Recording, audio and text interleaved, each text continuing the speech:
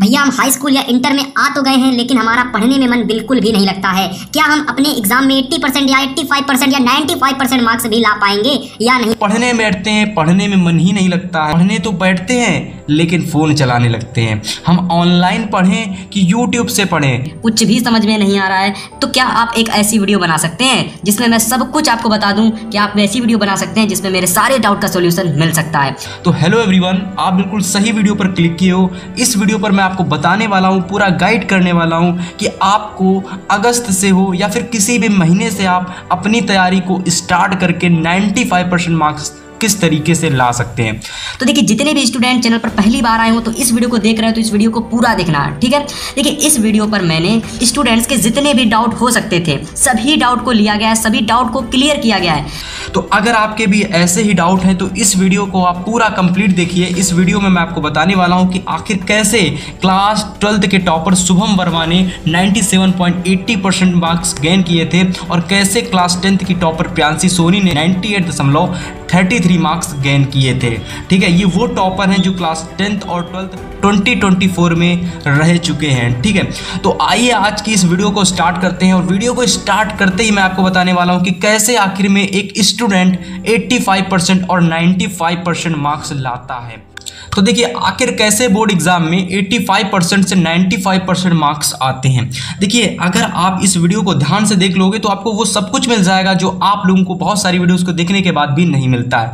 तो देखिए, सबसे पहले मैं आपको एग्जांपल देता हूं जब बोर्ड एग्जाम का पेपर होता है। ठीक है, अब देखिए, जैसे कि ये बोर्ड एग्जाम का पेपर है। ठीक है, एक ये बोर्ड एग्जाम का पेपर है जो एक 95% स्कूल बच्चा लेकर के आया है, और एक ये पेपर है जो बच्चा 85% बोर्ड एग्जाम में लेकर के आया है। देखिए, होता क्या है कि भैया 95% वाला जो स्टूडेंट होता है वो भी पूरा पेपर सॉल्व करके आता है। आप सोच कर देखो, अगर आप पूरा पेपर आप सोच कर देखो, अगर एग्जाम देने गए हो तो भैया आप पूरा पेपर करके आओगे, भले ही उसमें 10 में से 8 क्वेश्चन आप गलत करके आओ, लेकिन आप क्वेश्चन सारे लिख के आओगे। ठीक है, क्योंकि आपके अंदर डर होता है कि मैं पूरे क्वेश्चन लिख के आऊँगा, छोड़ करके नहीं आऊँगा। लेकिन फ़र्क क्या होता है कि एक 95% और एक 85% मार्क्स लाने वाले स्टूडेंट में। तो देखिए, जो 95% स्टूडेंट लाता है वो भैया उसके एग्जाम में भी 20 क्वेश्चन आते हैं, और जो 85% मार्क्स लाता है उसके भी 20 क्वेश्चन ही आते हैं।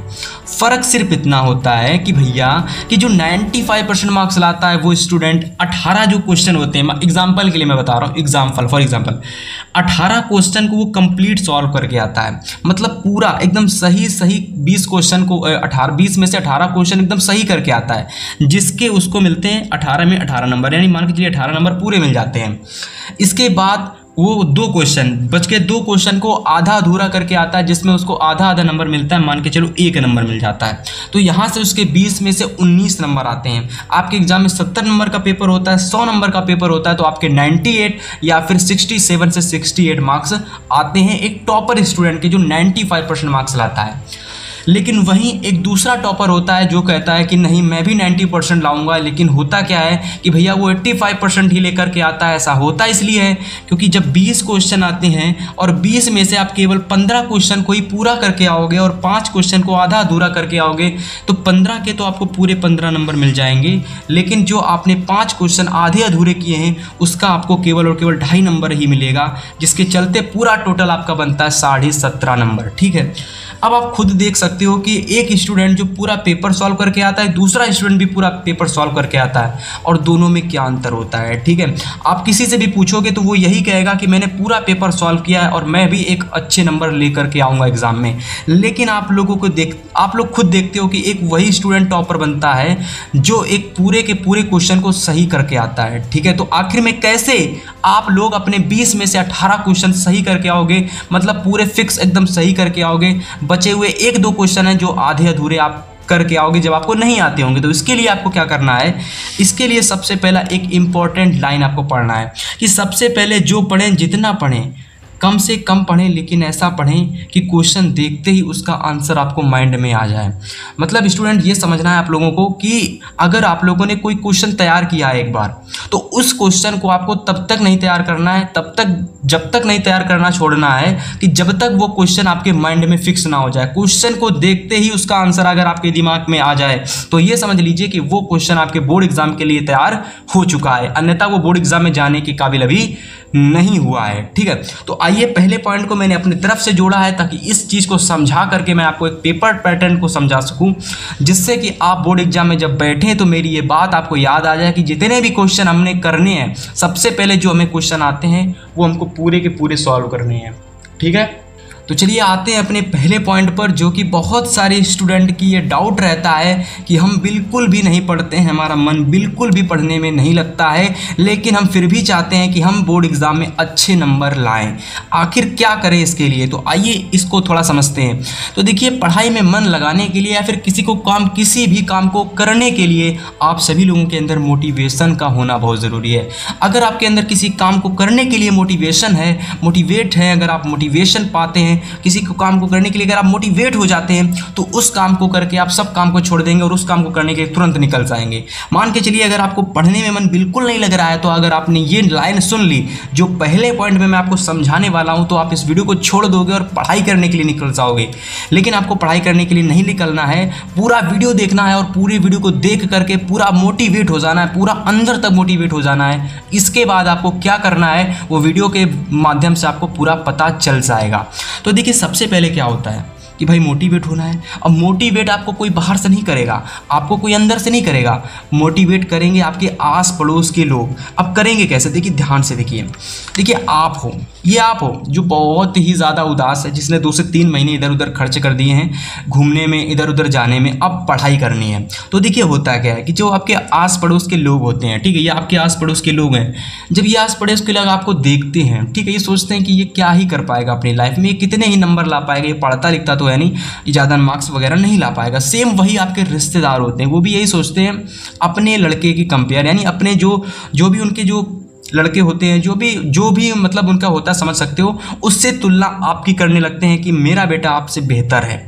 लेकिन अगर यही चीज़ अगर आप इसी चीज़ को अगर आप एक अपने हथियार के रूप में इस्तेमाल करो, यानी इसी चीज़ को अगर आप मोटिवेशन के रूप में इस्तेमाल करो, तो आप लोग देख सकते हो कि कितने ज़्यादा आप लोग मोटिवेट होकर के उसी काम को 2 से 3 गुना लगन के साथ कर सकते हो। सोचो कि जो रिश्तेदार आपको ये ताना मार रहा है, जो आपको इग्नोर कर रहा है आज कि भैया ये तो बिल्कुल पढ़ने में ठीक नहीं है, इससे बात करना बेकार है, और अगर हम इसके साथ अपने बच्चों को रखेंगे तो फिर उनका भी भविष्य बेकार हो जाएगा। सोचो अगर आप उनके सामने उनके लड़कों से ज़्यादा उनके जो भी, ठीक है, जो भी डॉटर है, जो भी आप सन है, उससे अगर आप ज़्यादा मार्क्स ले आते हो तो मैं गारंटी के साथ कह सकता हूँ उसका सर आपके सामने झुक जाएगा, जो भी आपके रिश्तेदार हैं। ठीक है, सेम वही कंडीशन आपके जो क्लासमेट होते हैं, जो आपके क्लास के टॉपर होते हैं, वो बहुत मतलब वो तो 85% 89% मार्क्स लाएंगे, लेकिन एक वो स्टूडेंट आप हो जो बोर्ड एग्जाम में 95% मार्क्स लेकर के आएगा। और वो कैसे लाएगा मैं आपको बताऊँगा। बस आपके अंदर अपने मोटिवेशन को जगाना है, आपको दिखाना है अपने आस पड़ोस के लोगों को, अपने रिश्तेदार लोगों को और अपने क्लासमेट को कि नहीं हम क्या कर सकते हैं, हमारे अंदर वो ऊर्जा है कि हम किसी भी काम को कर सकते हैं और अपने हार्ड वर्क के दम पर हम कुछ भी हासिल कर सकते हैं। ये तो केवल 95% स्कोर है। लोग बड़े से बड़े एग्जाम को क्लियर कर लेते हैं, लोग बड़े से बड़ी कामयाबी को हासिल कर लेते हैं, ये तो एक छोटा सा एग्जाम है। अब बस यहीं से अगर आप लोग इतना सोच लेते हो तो आप लोग पढ़ने के लिए तो बहुत ही ज़्यादा आपके अंदर मोटिवेशन आ जाएगा। लेकिन डिसिप्लिन यानी बराबर पढ़ाई करने के लिए आपको ये वीडियो पूरा देखना होगा कि आप आज भी पढ़ो, कल भी पढ़ो, तीसरे दिन भी पढ़ो और चौथे दिन बराबर पढ़ते रहो। इसके लिए आपको ये वीडियो पूरा देखना होगा। ठीक है, तो चलिए हम बात करते हैं कुछ और ही। इसी में मैं लाइन लिख के आया हूँ कि आपको मोटिवेशन आपके आस पड़ोस से नहीं, मतलब आपका जो मोटिवेशन मिलेगा वो आपके आस पड़ोस के लोगों से ही मिलेगा, आपके रिश्तेदारों से ही मिलेगा, आपके क्लासमेट, आपके दोस्तों से ही मिलेगा। जो आपका आज मजाक उड़ाते हैं, कल वही लोग आपके पीछे भागेंगे। मेरी बातों को अगर आपने ध्यान से सुना होगा तो आप लोग इस बात को अपने कॉपी में नोट करके रख लोगे कि ये वही रिश्तेदार है, ये वही मेरे दोस्त हैं, वही पड़ोसी हैं जो आज मुझे ताने मारते हैं, कल मेरी ओर भागेंगी। बस इस बात को लिख लेना, ठीक है। तो उम्मीद करते हैं आपके अंदर पढ़ाई करने के लिए ऊर्जा जागृत हो चुकी होगी और आप पढ़ाई करने के लिए मोटिवेट पूरी तरीके से तैयार हो चुके होंगे। लेकिन अभी आपको पढ़ाई करने नहीं उठना है, अभी आपको अपनी मुट्ठी को बंद कर लेना है और वीडियो को पूरा देखना है। चलिए आगे बढ़ते हैं हम दूसरे पॉइंट पर।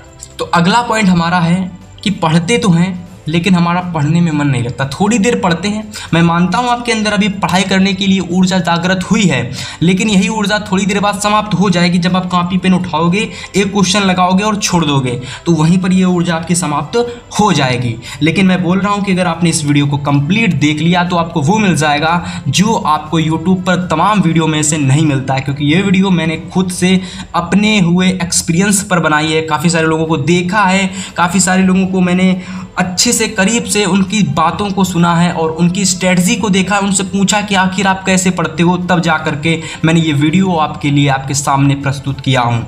वीडियो इतनी इंपॉर्टेंट है कि आप सोच भी नहीं सकते हो।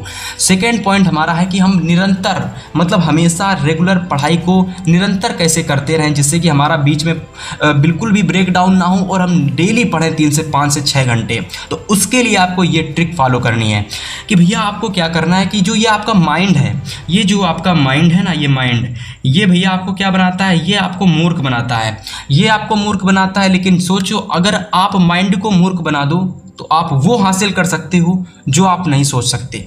आप वो हर एक कामयाबी हासिल कर सकते हो अगर आपने अपने माइंड को मूर्ख बनाना स्टार्ट कर दिया। तो आप माइंड को कैसे मूर्ख बनाओगे? अब बड़ी अच्छी बात है, ये क्या चीज़ होगी कि माइंड को मूर्ख बना के कुछ भी कैसे हासिल कर सकते हैं। तो ध्यान से देखिए, तो आप ध्यान से देखिए, आपका माइंड क्या कहता है। आपका माइंड ये कहता है कि चलो आज 20 क्वेश्चन तैयार कर लेते हैं, चलो आज हम लोग वहाँ चलते हैं, चलो आप लोग यहाँ चलते हैं। आप लोग क्या करते हो, थोड़ा सा काम करते हो, फिर कहते हो अरे हटाओ मैं नहीं जाऊँगा। तो ये आपका माइंड आपसे करवा रहा है, ना कि आप अपने माइंड से करवा रहे हो। समझ रहे हो ना? तो माइंड आपको मूर्ख बना रहा है। अब आपको माइंड को मूर्ख बनाना है, और माइंड को मूर्ख बनाने के लिए आपको थोड़ा सा तो दर्द सहना पड़ेगा, थोड़ा सा पेन सहना पड़ेगा, क्योंकि अगर आपने थोड़ा सा दर्द सह लिया तो आप लोग अपने माइंड को मूर्ख बना लोगे। अगर आपने थोड़ा सा दर्द सहने की क्षमता नहीं है तो फिर भैया माइंड आपको मूर्ख बनाता रहेगा। बात सिंपल सी ये है, एग्जाम्पल नंबर 1 से समझाते हैं आप लोगों को कि आप करते क्या हो कि आप लोग पहले दिन स्टार्ट करते हो 20 क्वेश्चन।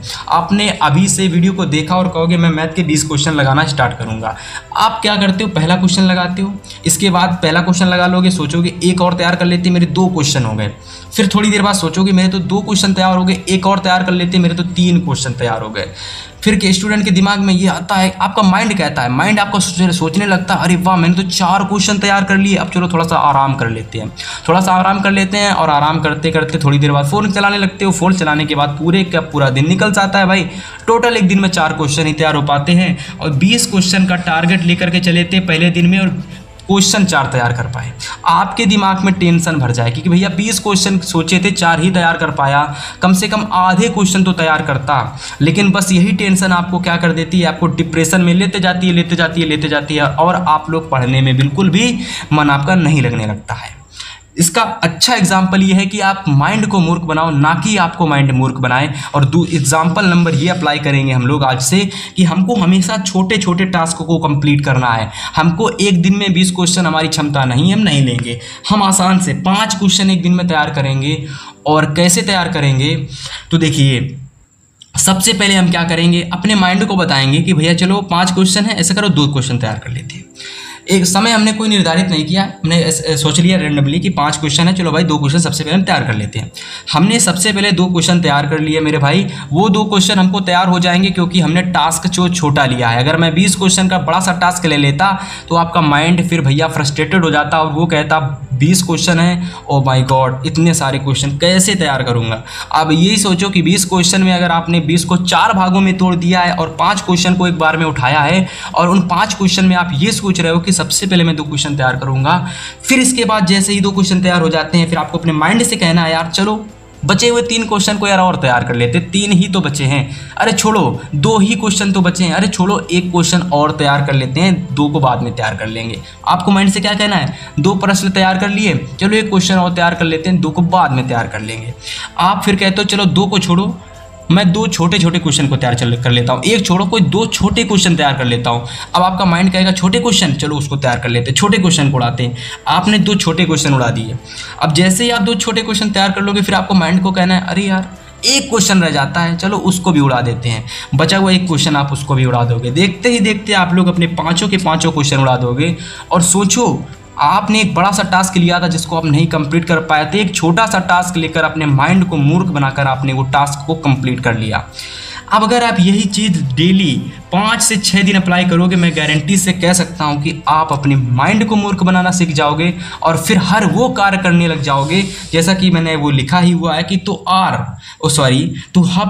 आप हर वो कार्य करने में सक्षम रहोगे जो आप कभी नहीं कर पाते। यदि आपने अपने माइंड को मूर्ख बनाना सीख लिया तो आप वो हर कार्य कर पाएंगे जो आप कभी भी नहीं कर पाते थे। तो उम्मीद करता हूं कि आप आज से ये नहीं कहेंगे कि थोड़ी देर पढ़ते हैं या फिर हम क्वेश्चन 20 लेकर बैठ जाते हैं, क्वेश्चन 2 ही तैयार कर पाते हैं, थोड़ी देर पढ़ते हैं फ़ोन चलाने लगते हैं। आपको अपने माइंड को मूर्ख बनाना है। सबसे पहले आपको ये माइंड से कहना है यार चलो थोड़े थोड़े क्वेश्चन तैयार करते हैं, 2 तैयार किए फिर एक और तैयार कर लेते हैं, 2 बाद में छोड़ देंगे, चलो 2 और तैयार कर लेते हैं। और ऐसे करते करते आप अपने छोटे छोटे टास्क को पूरा कंप्लीट कर लोगे। और जब आपको लगे कि मेरा शरीर थक चुका है, मतलब मैं थोड़ा सा आराम करना चाहता हूं, तो उस टाइम आप अपने जो भी मनोरंजन एंटरटेनमेंट की चीज़ें हैं उसको आप यूज़ कर सकते हो। ठीक है, तो चलो आगे बढ़ते हैं नेक्स्ट पॉइंट पर।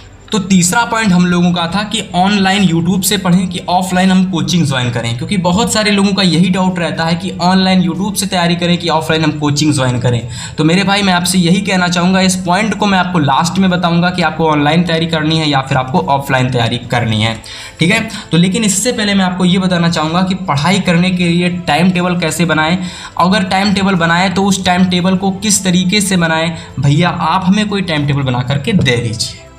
मैं गारंटी ले रहा हूँ कि कोई भी स्टूडेंट टाइम टेबल बना लेता है लेकिन वो कभी भी लाइफ में फॉलो नहीं करता है। मैंने भी नहीं कभी लाइफ में टाइम टेबल को फॉलो किया। मैं टाइम टेबल बनाता ही नहीं हूँ। इसीलिए आज की इस वीडियो में मैं आपको टाइम टेबल को बनाना काट रहा हूँ। आपको टाइम टेबल नहीं बनाना, टाइम टेबल की जगह आपको बनाना है टाइम मैनेजमेंट। ये टाइम मैनेजमेंट क्या है, आइए इसको जानते हैं, इसको समझते हैं और इसकी सहायता से आप अपने सारे वर्क को, सारे कार्य को, पढ़ाई को, सबको बड़ी आसानी से कर सकते हो। देखो सबसे पहले क्या है कि जो टाइम मैनेजमेंट है ये एक ऑफिस वाला स्टूडेंट, एक टॉपर स्टूडेंट, एक हर वो स्टूडेंट फॉलो कर सकता है जो लाइफ में आगे जाना चाहता है, जो 95% मार्क्स लाना चाहता है। समझ गए मेरी बात? तो देखो टाइम मैनेजमेंट कैसा है कि सबसे पहले आपको अपनी 4 शिफ्ट तैयार करनी है। Shift 1, shift 2, shift 3, shift 4। ये 4 शिफ्ट कैसी हैं जिसमें आपका मॉर्निंग शिफ्ट आ जाता है, आफ्टरनून शिफ्ट आ जाता है, इवनिंग शिफ्ट आ जाता है और नाइट शिफ्ट आ जाता है। इसमें करना क्या है, देखो करना ये है कि भैया जो ये आपकी मॉर्निंग शिफ्ट है, ठीक है, ये जो आप लोगों की मॉर्निंग शिफ्ट है, मॉर्निंग शिफ्ट मान के चलिए जो सुबह 7 बजे से लेकर आप अपने अनुसार, जैसे मैं मान के चलता हूँ अगर मैं मॉर्निंग शिफ्ट को सुबह 6 AM से, ठीक है, सुबह 6 AM से लगाकर 12 AM तक रखता हूँ, ठीक है, 12 AM तक, तो आप सोच सकते हो कि सुबह 6 से 12 आप स्कूल चले जाते हो, आपके पास समय नहीं बचता है। आप इंटर में हो, हाई स्कूल में, अगर आप स्कूल नहीं जाते तो कोई बात नहीं, मतलब मॉर्निंग शिफ्ट पूरी तरीके से आपकी चली जाती है आपके कॉलेज में, स्कूल में। आफ्टरनून का 1-2 घंटा, आफ्टरनून को मान लो आप लोग 12 से लगाकर 4 बजे तक आफ्टरनून शिफ्ट आपकी होती है, 12 से लगाकर 4 बजे तक। तो यहाँ से आपका 1 घंटा आपका स्कूल में चला जाता है, बचे 3 घंटे। आफ्टरनून शिफ्ट के आपको 3 घंटे बचते हैं जिसमें आप घर आ जाते हो, थोड़ी देर आप आराम करते हो और इधर उधर के खेलने के लिए चले जाते हो। तो मान के चलिए वहाँ से 1-2 घंटे आप लोग वेस्ट कर देते हो। लेकिन अगर आप देखोगे तो 1 घंटे यहाँ पर आप आसानी से अपना कोई एक सब्जेक्ट, मैं ये नहीं कहता कि आप यहाँ मैथ पढ़ो, मैं नहीं कहता यहाँ पर आप ये चीज़ करो, अब मैं कहता हूँ यहाँ पर कोई एक सब्जेक्ट आप आफ्टरनून शिफ्ट में ख़त्म कर सकते हो। इसके बाद आपकी इवनिंग शिफ्ट और आपकी नाइट शिफ्ट जो कि आपके लिए एक तरीके से पूरी फ्री है। इसमें आप चाहे पढ़ाई कर सकते हो, चाहे आप मनोरंजन कर सकते हो, चाहे बाहर गेम खेल सकते हो, चाहे क्रिकेट खेल सकते हो, कुछ भी कर सकते हो। शिफ्ट 3 में मान के चलिए मैं आपको टाइम रख रहा हूँ 4 बजे से लेकर के, क्योंकि इवनिंग शिफ्ट है तो मैं इसको 7 बजे से नहीं 8 बजे तक लेकर चलता हूँ। 7 से लेकर के इवनिंग शिफ्ट आपकी 8 बजे तक चलेगी और नाइट शिफ्ट आपकी 8 बजे से लेकर के रात के 1 से 2 बजे तक चलेगी। मैं मान के चलता हूँ कि रात के 1 बजे तक चलती है, 1 बजे के बाद आप सो जाते हो। 4 से लेकर 8 तक आपके पास 4 घंटे मिलते हैं। 4 घंटे में 1 घंटे कोचिंग चले जाते हो, 2 घंटे कोचिंग चले जाते हो या 1 घंटे खेल लेते हो। तो भैया आपको 2 सब्जेक्ट यहाँ पर मान के चलिए, अगर आप यहाँ 2 सब्जेक्ट को भी निपटा देते हो आसानी से तो भैया आपको 2 घंटे ही लगेंगे 2 सब्जेक्ट को निपटाने में। 2 घंटे आपको खेलने कूदने में या कोचिंग जाने में समय में बर्बाद कर सकते हो आप। ठीक है मेरे भाई, 8 से लगाकर 1 बजे तक जो आपका समय बचता है इसमें आपको कितने घंटे मिलते हैं, 8 2 10 2 4, मतलब 4 1 5 घंटे यहाँ पर आपको मिल जाते हैं हैं और 5 घंटे में अगर आप यहाँ पर 2 सब्जेक्ट को आसानी से निपटा सकते हो तो देखो आपने कितने सब्जेक्ट पूरे दिन में निपटा दिए। 2 सब्जेक्ट प्लस 2 सब्जेक्ट और 1 घंटा यहाँ पर 1 सब्जेक्ट। अगर मैं मान के चलता हूँ अगर आप डेली 5 से 6 घंटे घर खुद से पढ़ते हो ना, 5 से 6 घंटे, मैं कहता हूँ घंटे मत देखो, आप सोचो कि आपने कितने सब्जेक्ट निपटाए हैं, कितने सब्जेक्ट को आपने पढ़ा है। तो 5 सब्जेक्ट आप डेली इस तरीके से पढ़ सकते हो। यही अगर मैं टाइम टेबल बनाता तो मैं क्या करता, 6 से 12 में एक सब्जेक्ट, 6 बजे से लगाकर 5 बजे तक मुझे मैथ पढ़नी है। अब 6 से 5 बजे तक तो हम उठ ही पाते हैं, तो मैथ कहाँ से पढ़ेंगे। फिर कोचिंग चले जाते, स्कूल चले जाते, समय बेकार। तो आपका मन कहने लगता है यार मैथ का समय तो चला गया है, चलो हटाओ मैथ कल पढ़ेंगे। इसी तरह मैथ का समय कल भी निकल जाएगा, आप परसों भी नहीं पढ़ोगे। तो आपको टाइम मैनेजमेंट करना है, टाइम टेबल नहीं बनाना। मॉर्निंग शिफ्ट आप खुद से लिख लीजिए, आफ्टरनून का टाइम टेबल आप खुद से बना लीजिए, इवनिंग में आपको क्या पढ़ना है, नाइट में आपको क्या पढ़ना है, सारी चीज़ें आप लोग स्वयं से खुद से बनाइए, खुद से एक टाइम मैनेजमेंट लिखिए। मैंने भी अपना टाइम मैनेजमेंट खुद से बनाया है। अगर आप खुद से बनाओगे तो उम्मीद है आप लोग एक बेहतर स्टूडेंट से बेहतर बन जाओगे, ठीक है, और बेहतर बन जाओगे, मतलब बेहतर तो हो ही और बेहतर बन जाओगे, ठीक है भाई। चलो आगे हम नेक्स्ट पॉइंट की बात करते हैं, जो कि हमारा अगला पॉइंट है। अगला पॉइंट हम लोगों का है कि सभी सब्जेक्ट को मैनेज करके स्टडी कैसे करें, ठीक है। आइए चलिए इस पॉइंट को अच्छे से समझते हैं कि सभी सब्जेक्ट को मैनेज करके स्टडी कैसे करें। तो देखो यहाँ पर सबसे पहले ध्यान से समझो कि भैया एक 10th का स्टूडेंट है और एक 12th का स्टूडेंट है, सब में साइंस, मैथ, इंग्लिश, हिंदी होता है। लेकिन अगर मैं आपसे ये कहूँ कि अगर आप बहुत ज़्यादा चीज़ों को, ठीक है, बहुत ज़्यादा मतलब दिमाग में थोड़ा सा स्ट्रेच लेकर चलोगे तो आप कुछ नहीं कर पाओगे। आपको माइंड को एकदम फ्री रखना है और एक चीज़ याद रखनी है कि साइंस हमारा रिवीजन मांगता है, मैथ हमारी प्रैक्टिस मांगती है। कि साइंस हमारा रिवीजन मांगता है, मैथ हमारी प्रैक्टिस मांगती है। मैथ में जितनी ज़्यादा प्रैक्टिस करोगे उतने बेहतर हो जाओगे, साइंस का जितना ज़्यादा रिवीजन करोगे उतने बेहतर हो जाओगे। अब मैं आपसे ये कहूँगा कि आप कोई भी एक चैप्टर तैयार करते हो तो मैक्सिमम उसको 10 डेज के अंदर फिनिश कर दो। कंप्लीट करने का मतलब है उसको कंप्लीट कर दो, हर एक चीज़, हर एक टॉपिक, हर एक क्वेश्चन को निपटा दो और साथ में उसका 1 से 2 बार रिवीजन भी कर लो 10 दिन के अंदर।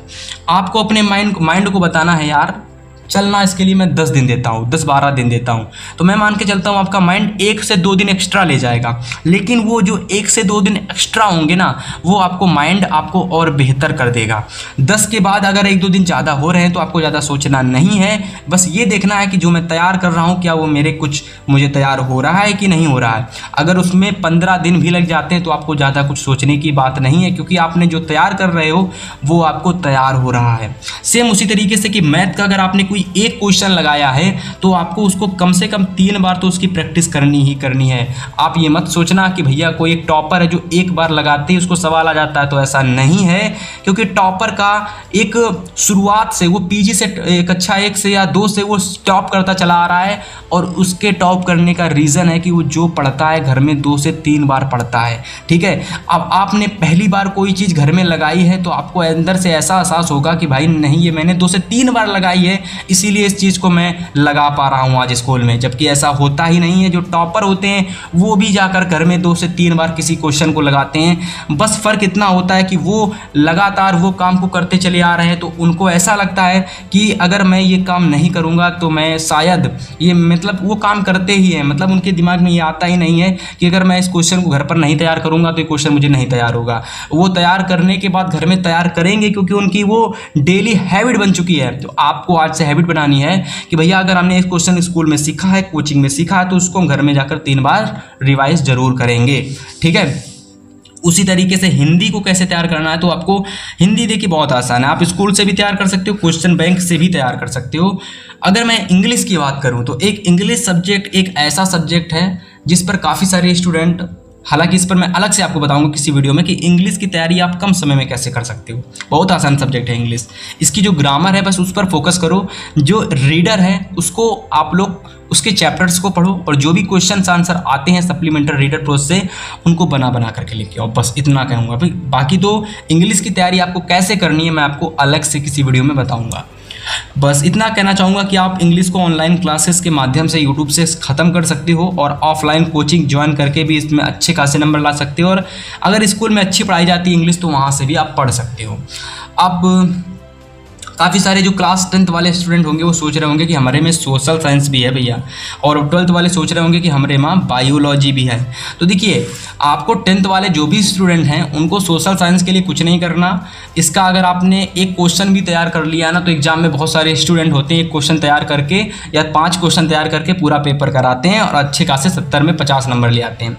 तो मैं आपसे इतना ही कहूँगा कि क्वेश्चन बैंक में जो इंपॉर्टेंट क्वेश्चन 2024-2023 में जो 2024 और जो 2023 में पूछे गए क्वेश्चन हैं, उन क्वेश्चन की प्रैक्टिस कर लो, बार बार तैयार कर लो, और बोर्ड एग्जाम में आए तो वही लिख के आना, वरना उन्हीं से मिलता जुलता एग्जाम में लिख के आओगे। मेरी पूरी गारंटी है आप लोग 70 में ईजिली 65+ स्कोर कर लोगे, 65+ स्कोर ईजिली कर लोगे। ठीक है मेरे भाई, चलिए आते हैं 12th वालों पर कि बायोलॉजी की तैयारी कैसे करनी है। तो बायोलॉजी एक ऐसा सब्जेक्ट है जिस पर आपको डायग्राम भी बनाने पड़ते हैं। डायग्राम की सहायता से आपको अच्छा खासा इसमें इंटरेस्ट भी आ जाता है, जिसके चलते आपको बायोलॉजी अच्छी लगने लगती है।